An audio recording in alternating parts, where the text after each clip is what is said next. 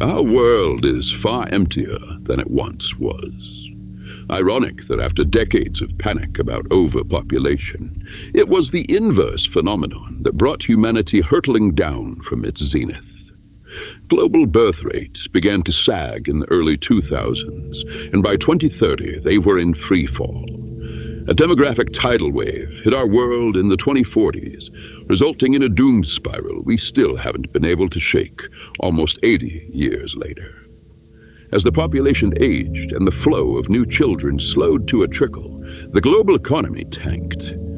Rural areas were hit the hardest, and by 2060, almost everyone had relocated to the cities in search of what scant opportunity those last great bastions of humanity could provide. The countryside emptied as the cities filled, and for the first moment in a very long time, the vast tracts of space between major metropolitan areas were nearly silent, but for the calls of birds and the rustle of leaves. By the turn of the century, there was almost nothing left of humanity outside of our cities. All we left behind were ruins, hollow shells of towns, the husks of our ambition given back over to the wild.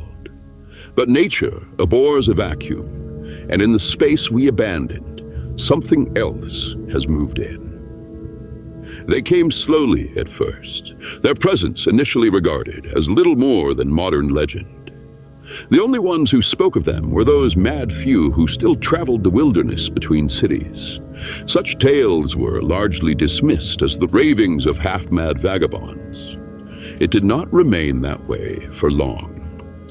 Soon they were being seen by those who dwelled at the edges of the cities, those who had taken to foraging in the forests and fields for whatever they could find, and by the scavengers who had made a living out of picking through the ruins of our past.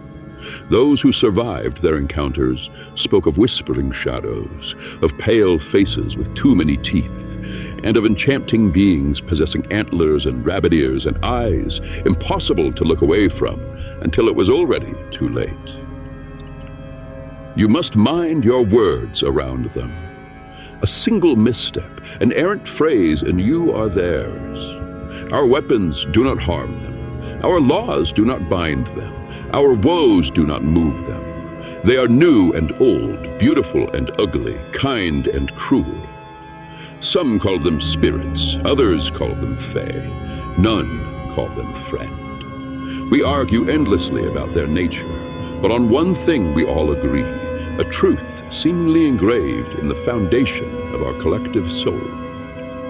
It was always their world, and now, as mankind's power wanes, they've finally come to reclaim it, once and for all. Want to know more? Become an archive member today for as little as $2 to read or listen to The Courier, the story of a messenger traveling between cities who is forced to stay the night in an inopportune location.